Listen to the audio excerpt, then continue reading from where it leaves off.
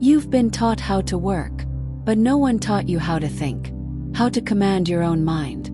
Modern life hacks your brain with fear, urgency, endless distraction. But 2,000 years ago, the Stoics had the antidote. And today, neuroscience finally caught up. Marcus Aurelius, Seneca, Epictetus. They didn't write to sound wise. They wrote to survive their own chaos.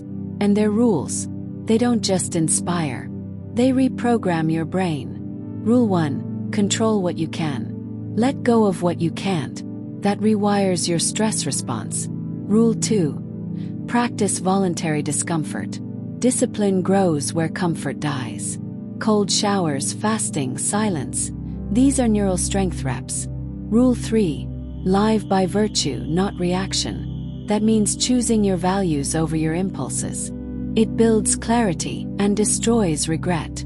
These aren't just ancient ideas. They're brain-changing tools. Use them daily, and you won't just think differently. You'll become different.